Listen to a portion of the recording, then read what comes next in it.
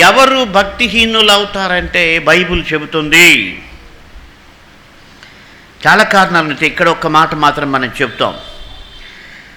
తిమోతికి రాసిన 2వ పత్రిక 2వ అధ్యాయం 16వ వచనం, అపవిత్రమైన వట్టి మాటలకు విముఖుడవైయుండుము, అట్టి మాటలాడువారు మరి ఎక్కువగా భక్తిహీనులగుదురు.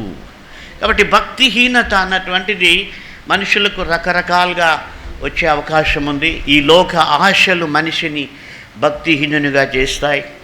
ఈ లోక సంబంధమైన మాటలు మనిషిని భక్తిహీనునిగా చేస్తాయి. ఈ లోకంలో ఉన్నటువంటి దాన్ని ప్రేమించినప్పుడు మనిషి భక్తిహీనుడవుతాడు.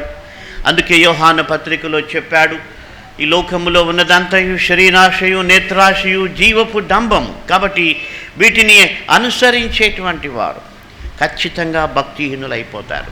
భక్తిహీనులైనప్పుడు స్థిరపరచబడేటువంటి అవకాశం లేదు. నువ్వు ఏ సేవకునికి ఎంత డబ్బు కానుకగా పంపించినా నీలో ఉన్న భక్తిహీనత విషయమై నీవు పశ్చాత్తాపపడకపోయినట్టయితే నీవు స్థిరపరచబడవు. గమనించండి. కాబట్టి మాటలు చాలా జాగ్రత్తగా ఉండాలి.